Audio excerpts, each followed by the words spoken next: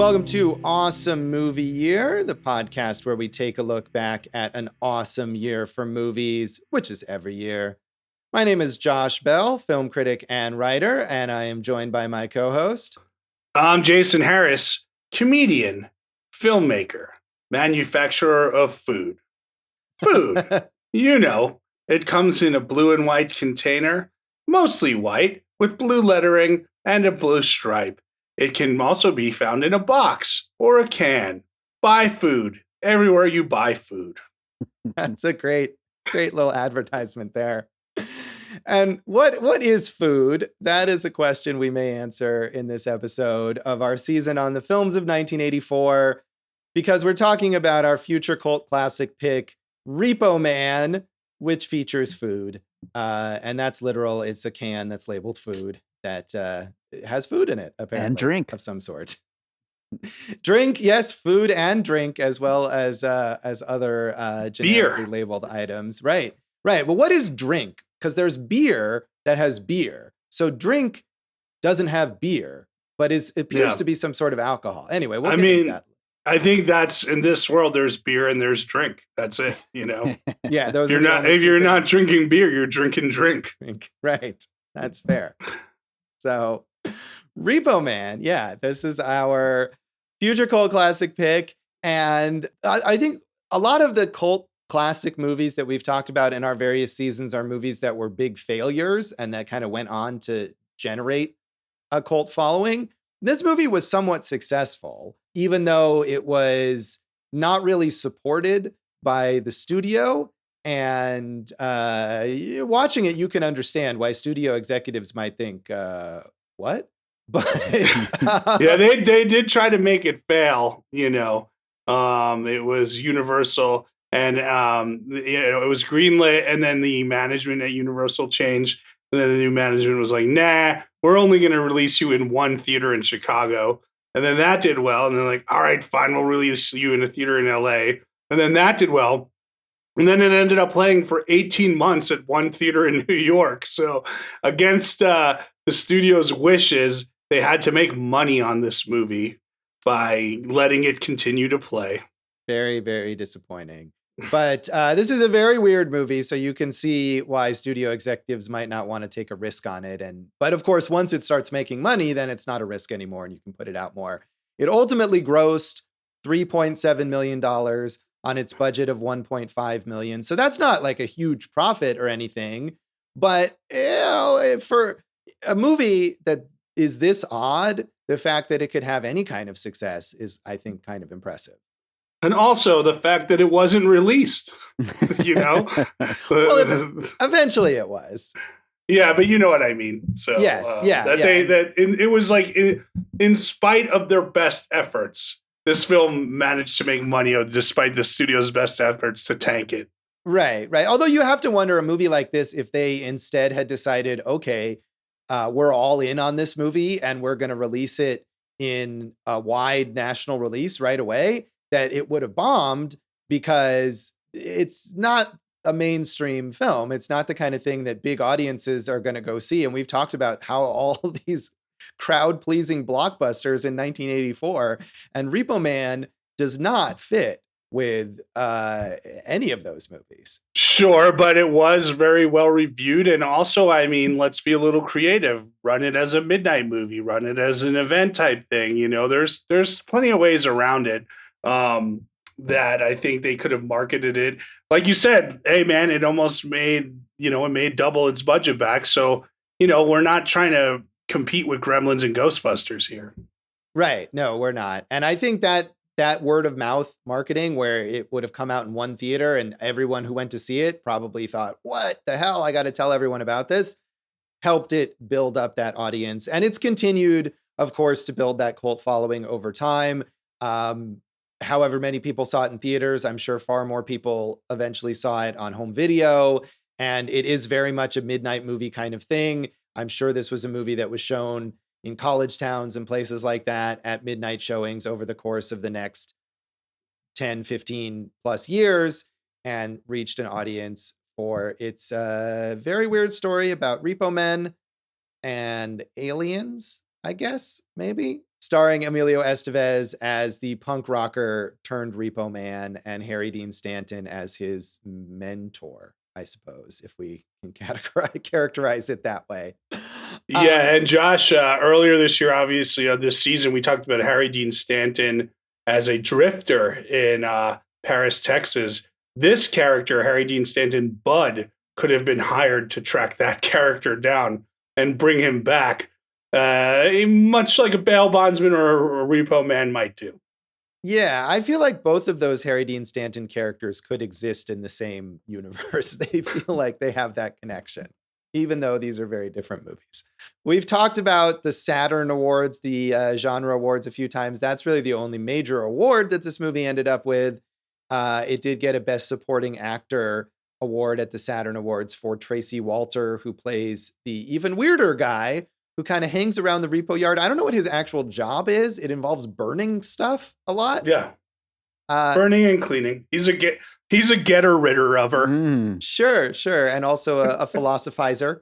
He has some interesting ideas about life. But Tracey Walter won Best Supporting Actor, and the movie was also nominated for Best Writing for Alex Cox, who is the writer and director of this film.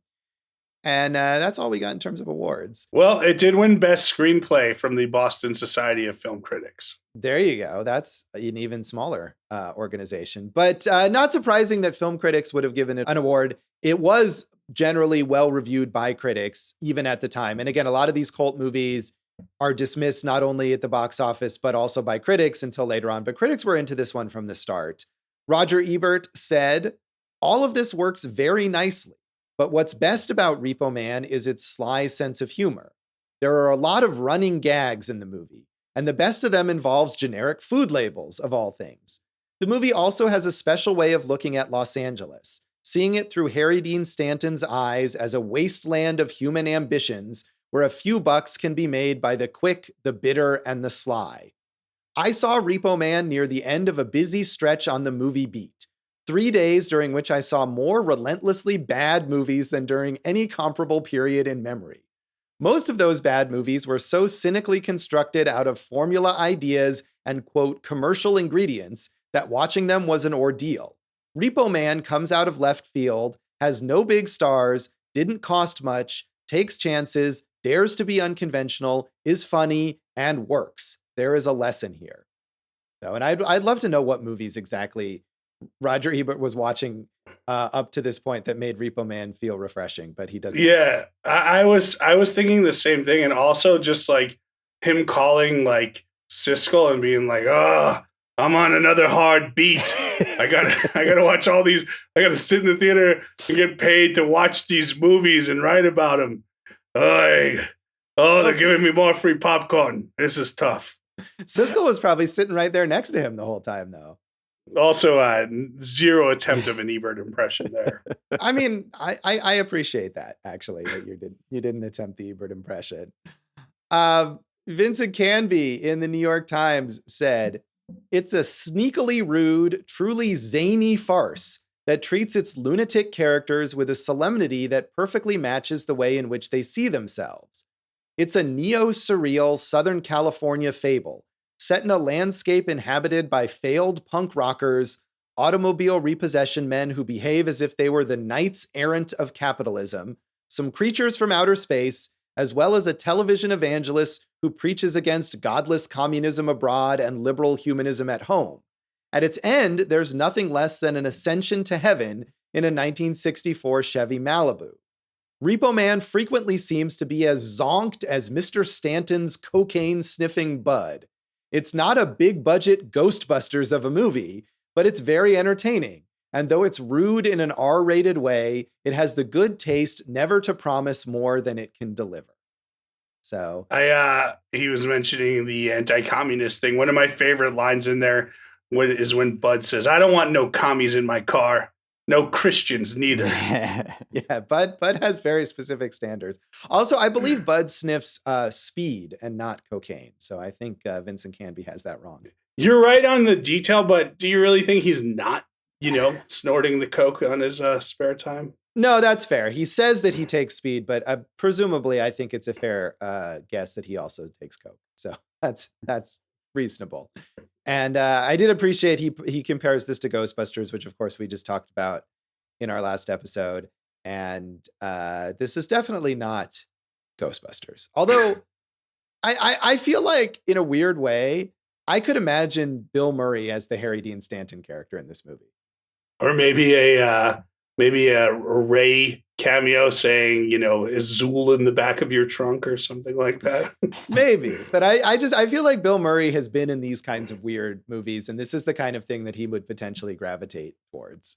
But I suppose we'll never know. Finally, Pauline Kael in The New Yorker said, LA is the perfect setting for a movie about men who take out their frustrations by confiscating other people's cars. There's a definite element of realism tucked into this low-budget nihilistic fantasy. It's a woozy comedy for people who will appreciate the idea of the mean, gaunt Stantons being called Bud and of his being anybody's mentor, or even just the idea of Harry Dean Stanton. The movie gives you the feeling that you've gone past alienation into the land of detachment. It takes place in a different dimension, a punker's wasteland, where you never really know where you are, and nobody cares to make things work, and everybody you see is part of the lunatic fringe. A movie like this, with nothing positive in it, can make you feel good. It's a weird observation, but I think it's kind of fair, that nihilistic view. And I do think one of the real winning elements of this film is just what a tone and world they set here. Yeah, I mean, it's very much immersive in this world, and I mean, it seems weird at first for Pauline Kael to say that there's some realism here, but I do think it gets that gritty side of Los Angeles, the rundown storefronts and the homeless people, and the world that the punk rockers and the Repo Men inhabit, even if they're sort of at odds with each other. They're all on that fringe. And so I appreciated that. And weirdly, this movie makes Los Angeles feel like a small town, and that all of the characters in this movie are constantly randomly running into each other coincidentally, as if nobody else lives there. It seems like that's it, right? They all live and work in the same neighborhood, and we're just focused on that.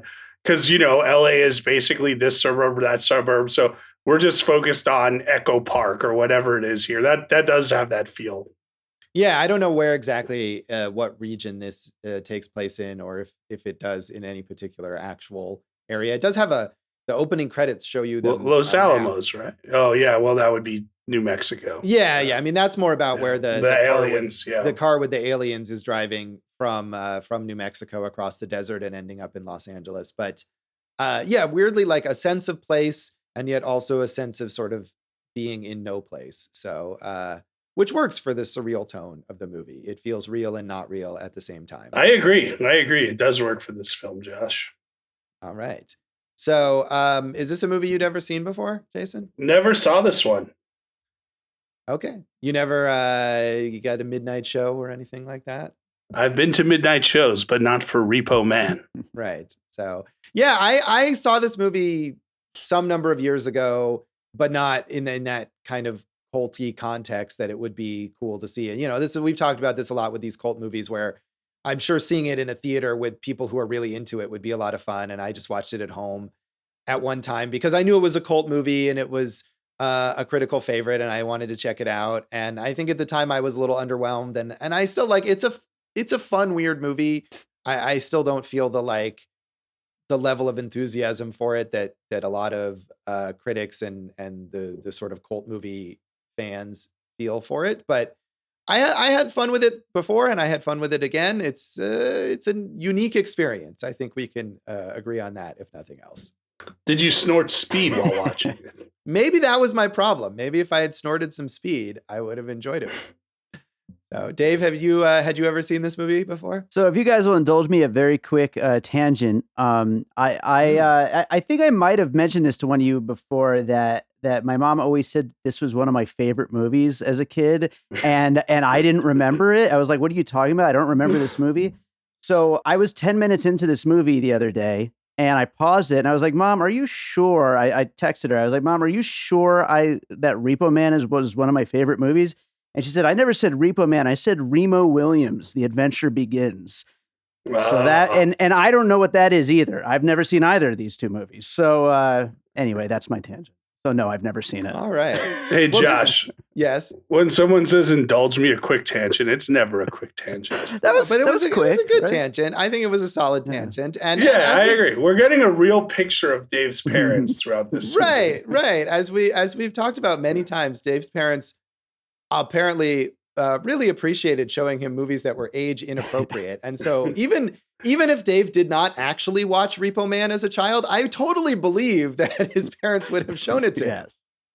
Right. Yeah. She said, I never said Repo Man. I said Debbie Does Dallas. That was a really good impression, by the way. There you go. The impression of Dave's mom we can add to Jason's list of impressions. So any other background on this one you want to share, Jason, or more details about Dave's mom? Well, Dave's mom is a lovely lady. She likes animals. She has her routines, and that's cool. Josh, Entertainment Weekly Top 50 Cult Movies, number 7. How about that? Hooray! Let's see. I'm sure we're going to talk more about Alex Cox, the writer-director, and also a Fulbright Scholarship recipient. So that's pretty cool. Last thing to mention here before we get into the nuts and bolts is Robbie Mueller, who we talked about earlier, again with Paris, Texas, was the director of photography on this one. Yeah, quite a year for him, as well as for Harry Dean Stanton. So I did notice that as well. Wait, I do have an update, Josh. Remo Williams stars Fred Ward as Remo Williams, an officially dead cop is trained to become an extraordinarily unique assassin in the service of the U.S. president. What year was that movie from? 1985. Oh man, we just missed the chance. So someday we can get to Remo Williams in awesome movie year when we get to 1985. She says that I wanted to name my firstborn child Remo because of Remo Williams. That's how much I love the movie. I mean, just from that description, it sounds equally as inappropriate for you to be watching at such a young age. So. All right. Well, we'll come back in a moment then and not talk about Remo Williams, but instead talk about our general thoughts on Repo Man.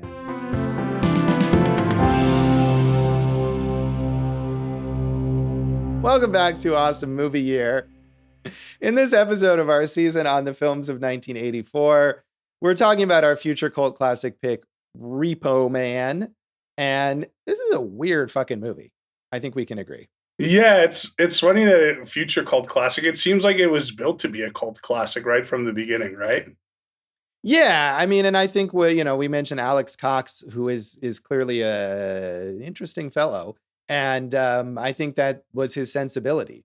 So certainly, this is a movie that it had a cult following from the start, as we talked about. The way it was released was that it had to build a cult in order to get further released. And so from the very beginning, that was the kind of movie that it was. Well, and it almost had a cult following before that, because he's at UCLA, he's developing the idea, he's British, and he's developing this idea, Repo Man, and he wants to shoot it for like $70,000.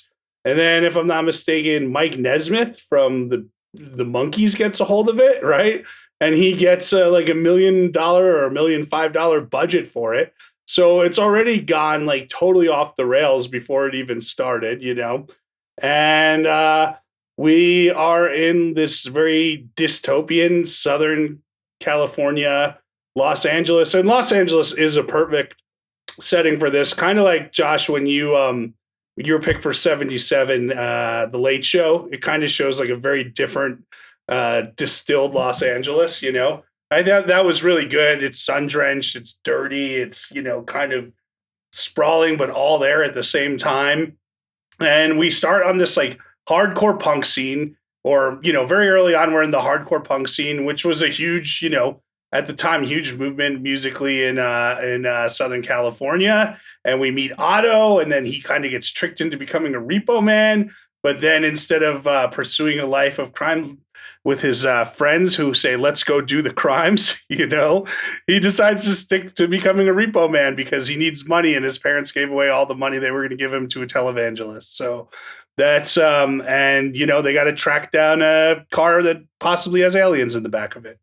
Yeah, it's a weird mix of things because, like you said, we start with this punk rock scene, and obviously Alex Cox was very into promoting LA, Southern California punk rock and hardcore, and all these bands that are, some of them are in the movie, the Circle Jerks who are in the movie, or other bands that are on the soundtrack like Fear and Black Flag and Suicidal Tendencies. That's very underground and counterculture. And yet being a repo man is like, as one of those reviews alluded to, is being like the ultimate tool of capitalism. It's taking people's possessions because they can't pay a bank. Mm-hmm. And so it's weird that being a repo man is sort of reimagined in this movie as punk rock in a way, as being rebellious and outside the system, which I kind of liked because it worked in its weird way. And Emilio Estevez as Otto, even though, he's meant to be this punk rocker, yet he's got this like very military school looking buzz cut. And then he starts wearing suits. And yet somehow he still has that weird punk rock energy to him. Yeah, you could look. I thought you were going to say, is he punk rock? And I was going to be like, I mean, he's no different than like Henry Rollins was, with that fair haircut and the tight shirt in the 80s. You mentioned the bands, the Plugs basically did the soundtrack for this. So I thought that first scene, like where they're just kind of all moshing against each other outside of a club, like in a parking lot, was really effective. And then the party that they go to where it's the punks, that was good. I liked not just Otto, but his buddy, is it Kevin? The one with the glasses who looks like Napoleon Dynamite? Yeah, who gets fired, and it seems like Otto like hates this dude, but then they're like, turns out they're just bros, they're best friends, and like he's totally like just given up on life. It seems like, his goal is to go from get a job as a fry cook so he could maybe become a manager in 2 years or something. So. Right. And he's very resentful of Otto for getting him fired from their job at the grocery store because he thought he could, move up there. And he does say, what does he say when they're looking at jobs? He's like, a fry cook has movement or something like that. He's got this great line, like when he comes out and he sees something that he's not expecting, and just the way he delivers, he goes, what? Really funny. So, but yeah, the Repo Man setup is, Harry Dean Stanton basically scams him into helping him repossess a car, and we're off and running. Right. And I just like that weird mix of things. And he speaks to that. He kind of comes in, and when he realizes what he's been tricked into, he's like, your guys are repo men. And he pours the beer on the floor, and he's all like, I'm cool and punk rock. And, I'm anti-establishment and I'm against you guys. And I'd never become a repo man. And then the secretary is like, well, you already are. And here's some money. And then he's just like, okay. And I kind of like that. He just goes along with it. There's some weird characters in this, in the Helping Hands Acceptance Corporation, Josh. Besides Bud, who lives by this code, who's like a cowboy, right? There's like the other cowboy in there who doesn't live by any code, it seems like. And it's like, if someone's going to try to shoot me, I'm going to try to shoot them. I'll kill anybody, And all the characters are named after beers as well. Did you notice that? So. I didn't, but I can totally see that. And so the names of beers are on the characters, but not on the beers, because all other than beer. Otto, all the people at the repo. And there's like that old cop type who is channeling Nick Turturro when he was 2 years old or something like that. But he's very funny too. Demands respect for his tours of duty in Vietnam, and there's so many like weird juxtapositions, like. At one point he's like, this tough dude's like, you will respect me and this and that. And then you see him like knitting. He's just sitting there knitting for no reason. I thought that was great, because they weren't pointing any attention to it. It was just like, he's in the foreground, just knitting, waiting for his next assignment.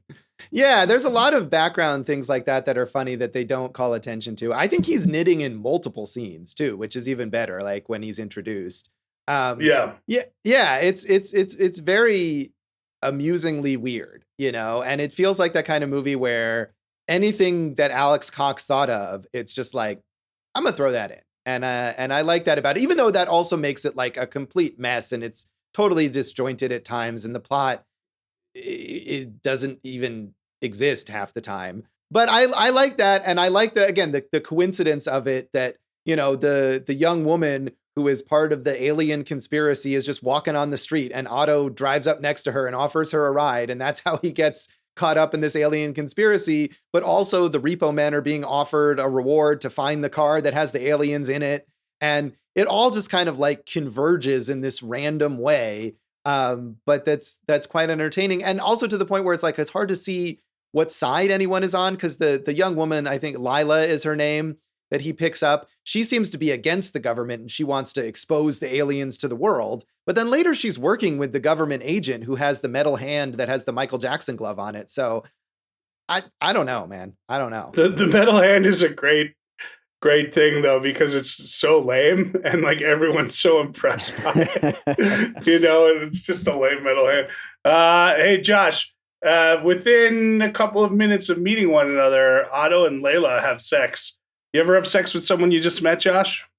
I can't say that I have, but I did enjoy that scene because it's played in like this Benny Hill fast motion where they're having sex in the back of the car. People are like zipping around outside of it. I just thought that was hilarious. You're talking about how things like kind of come together and like, you know, we're going from all these kind of stories that are separate, but they have like very loose links to each other.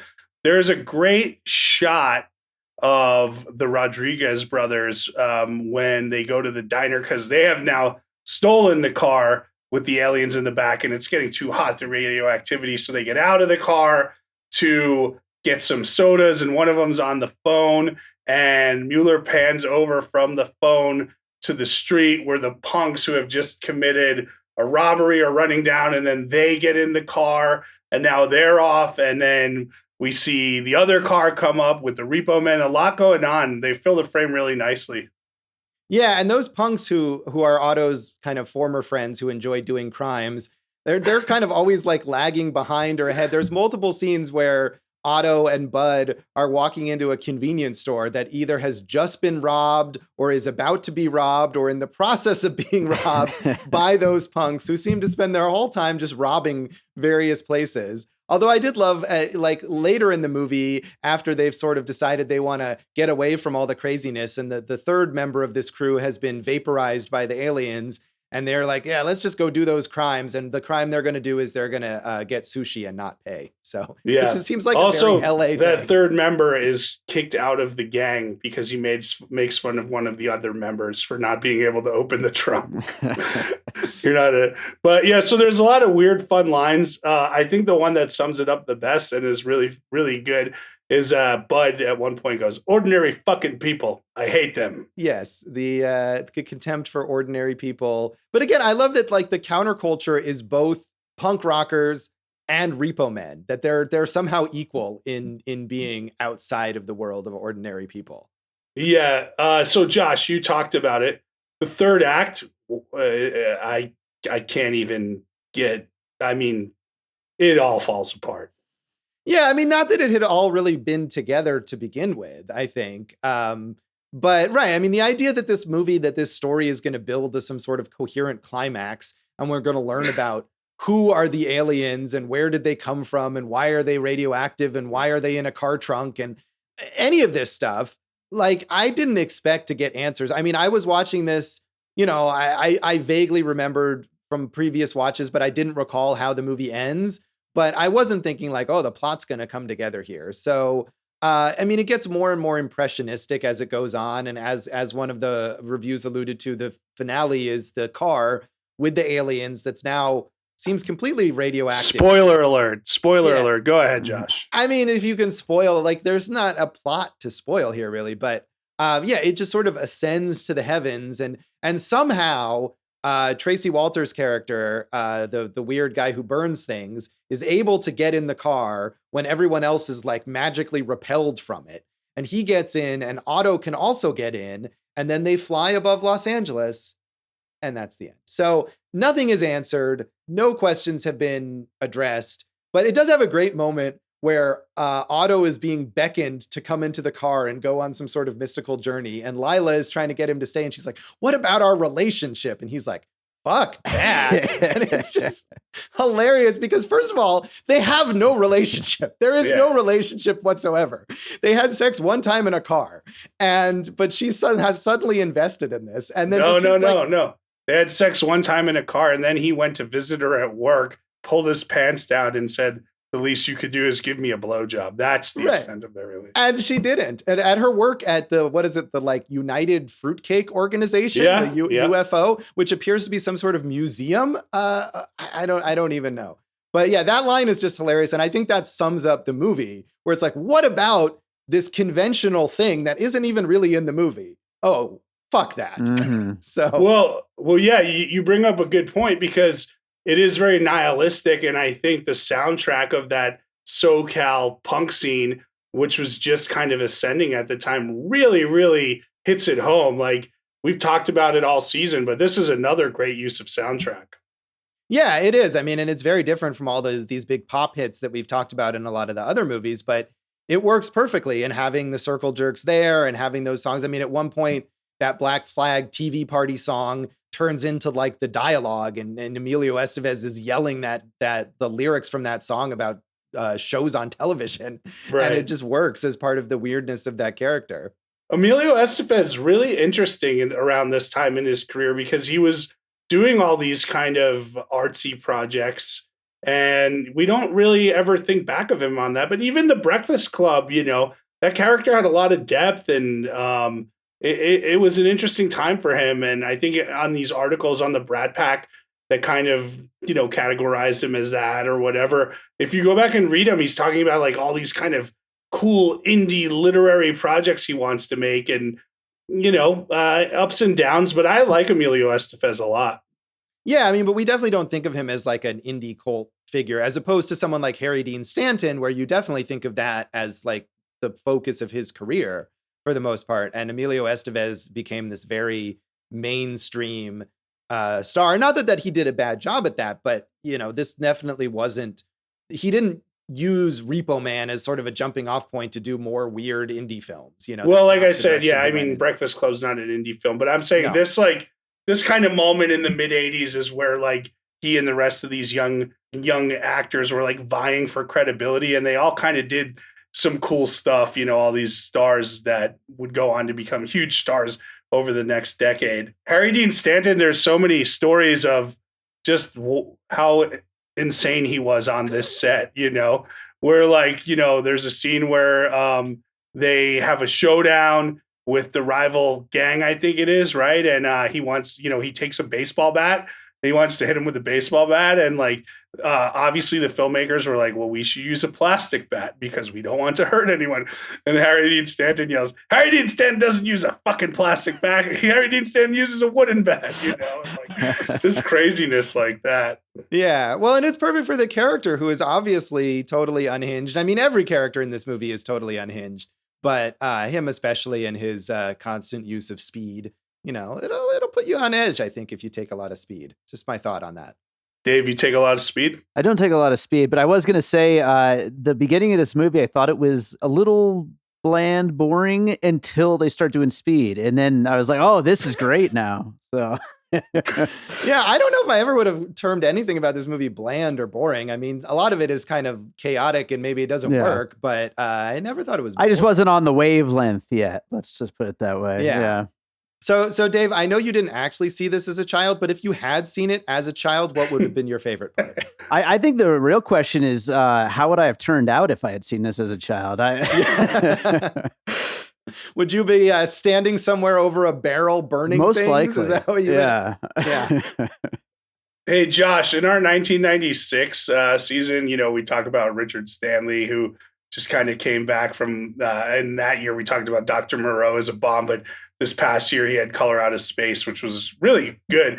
Did you feel that, like, I felt like Alex Cox is very, very influential on Richard Stanley. Yeah, I think Alex Cox, and especially this movie, is very influential on a lot of these outsider cult filmmakers. And he hasn't, and we'll talk about this later, but he hasn't really had the chance to make that kind of comeback in the way that Richard Stanley has. His career has gone in much different direction than that, let's say. But yeah, I mean, this movie, it's a cult movie. And I think many kind of weird genre filmmakers would cite this as an influence, I'm sure. Mm-hmm. So any other aspects of this movie you want to highlight, Jason?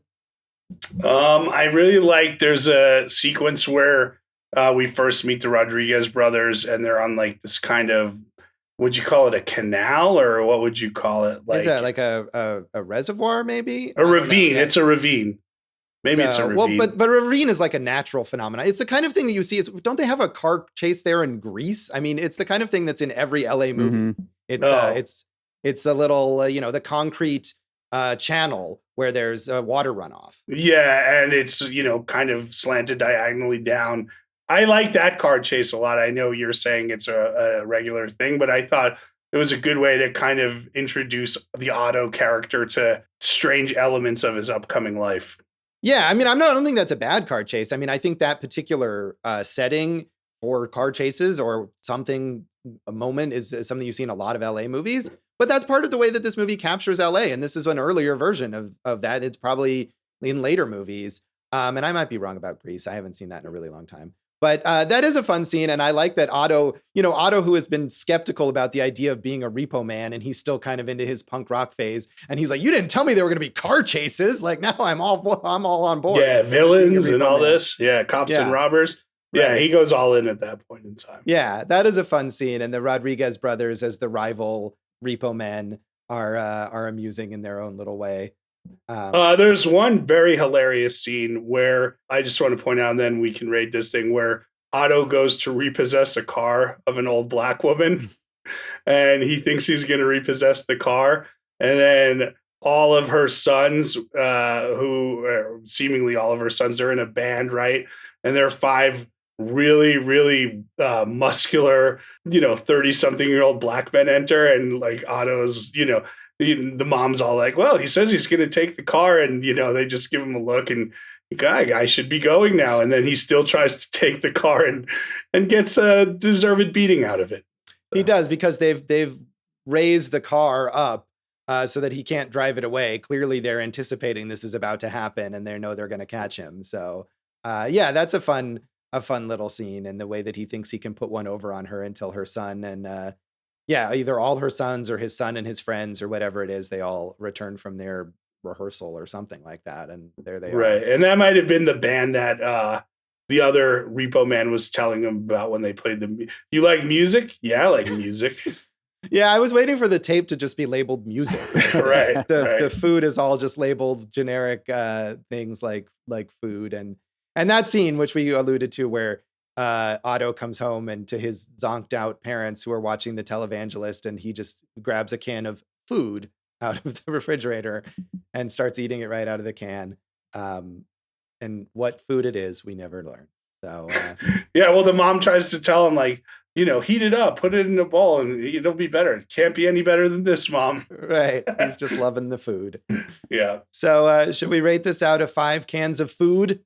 Sure, Josh. It gets 2.5 cans of food for me, but like, go eat those 2.5 cans of food, guy.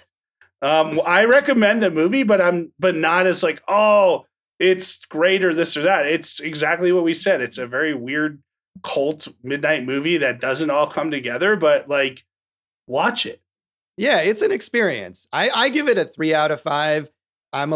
Maybe I was a little more into it, but I agree with what you're saying. As a movie, it has a lot of flaws. It really falls apart towards the end, but it's just, as an experience, it's worth having. So I recommend it. Dave, how many cans of food will you give this? I'm going with 3 cans of food as well, Josh. Yeah. All right. And childhood Dave, who knows what he would have given it. He'd be eating those cans of food right now. Not enough nudity. Yeah. All right. Well, we'll come back then and talk about the legacy of Repo Man.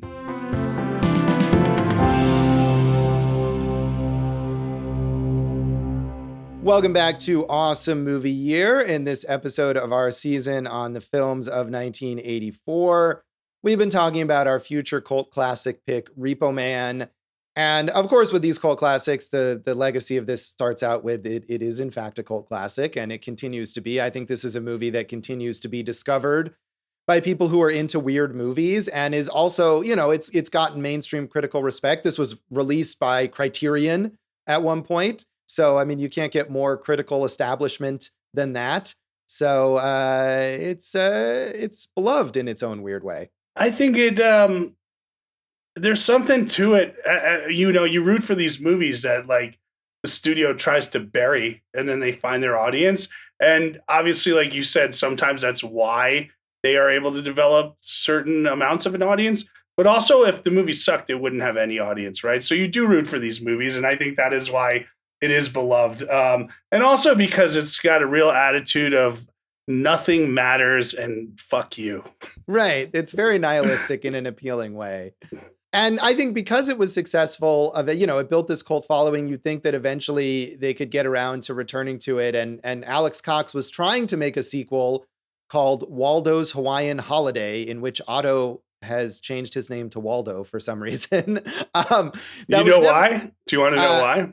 For copyright reasons, I'm not exactly, because Universal owns the names of the characters, so he just said, I'll just do it with different names. But that was never made. It was, however, adapted into a graphic novel in 2008, which I've never read, but I'm sure is very weird. And Alex Cox did eventually make a sort of pseudo sequel. As you're saying, Universal owns the copyright, so he had to avoid using any of the actual characters.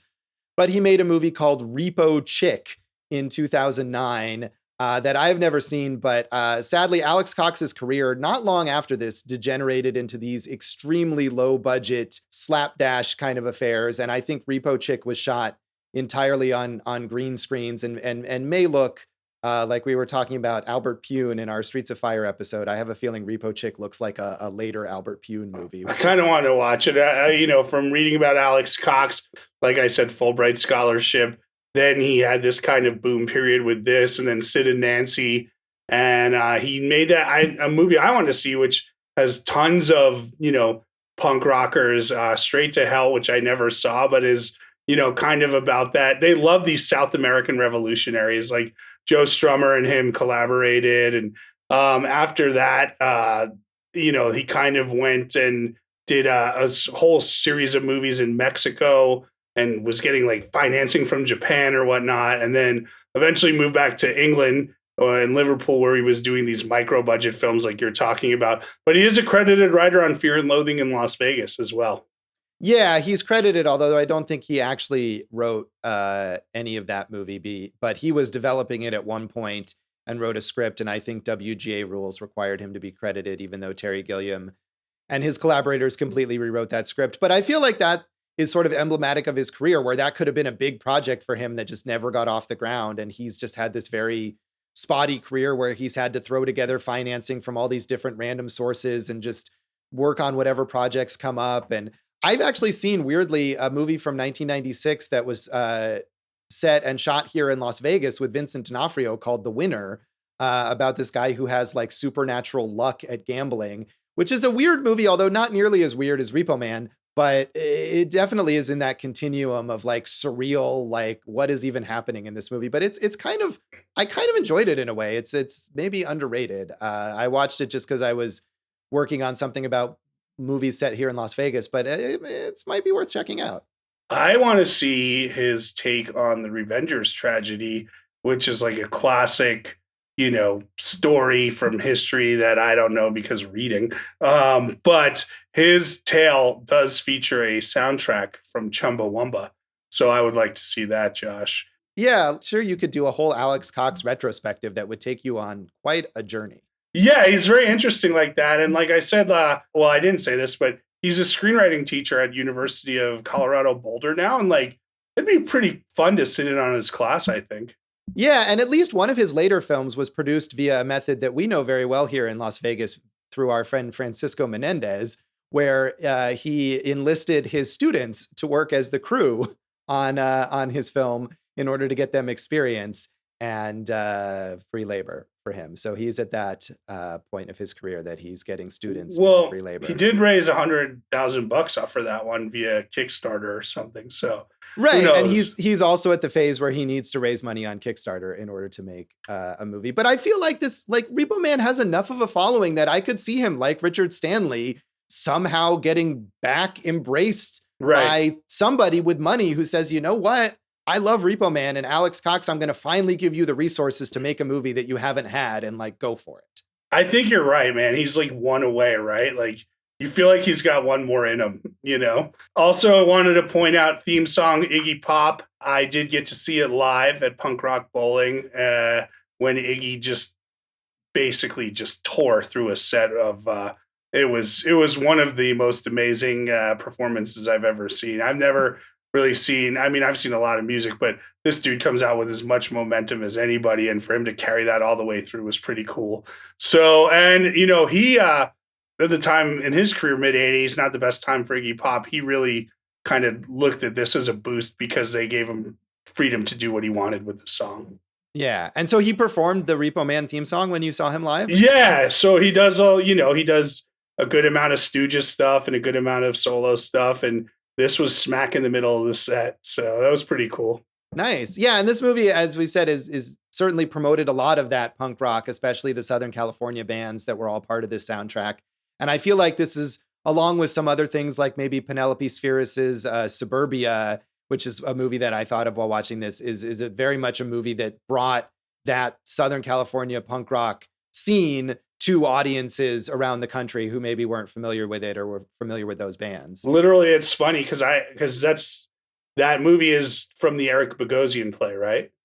No, that's different. That Richard Linklater made a movie from the Eric Bogosian play. The Penelope Spheris movie is unrelated. It's a movie about young punk rockers in LA. Okay, because I was thinking of the Eric Bogosian, Richard Linklater Suburbia, not because of the music, but because of the attitude of the characters. So that's kind of a weird double whammy of Suburbias that we've just crossed. There you go. Yeah, certainly that disaffected attitude is something that carries across in many movies about young people on the margins.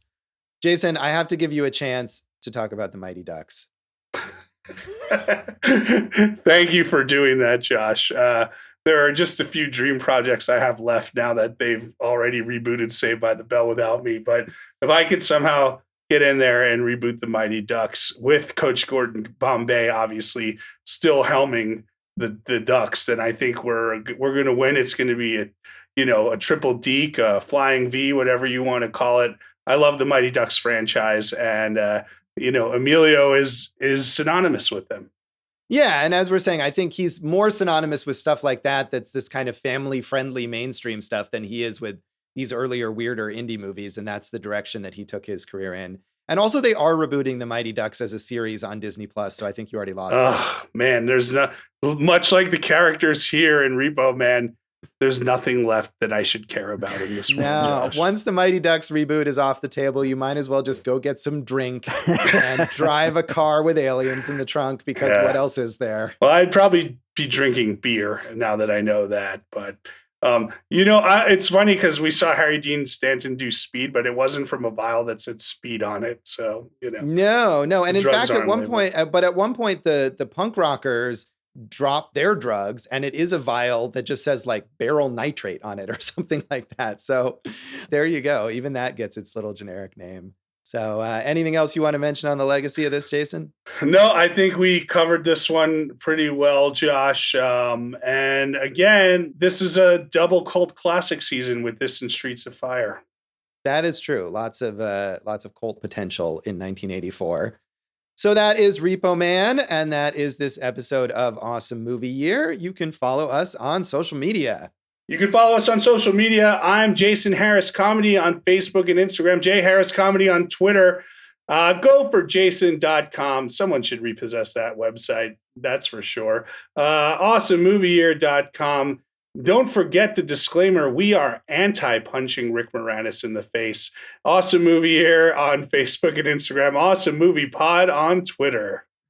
You can find me at joshbellhateseverything.com, which actually has some new stuff that I think I can still claim as new for another episode or two, as well as Josh Bell Hates Everything on Facebook and at Signal Bleed on Twitter. And you can listen to our producer, David Rosen's awesome podcast, Piecing It Together. Check out Piecing It Together wherever you listen to podcasts, and follow us on social media at Piecing Pod. And don't forget to join our Facebook group, Popcorn and Puzzle Pieces. What do we have in our next episode, Jason? Josh, it's the Audience Choice winner from 1984. This was all about the young people dancing. And guess what we're going to do next time, Josh?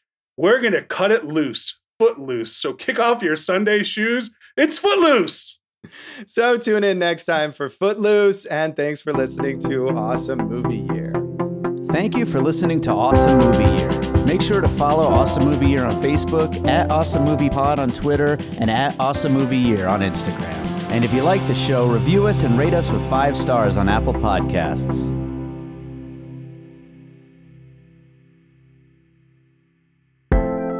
an All Points West production, produced by David Rosen in Las Vegas.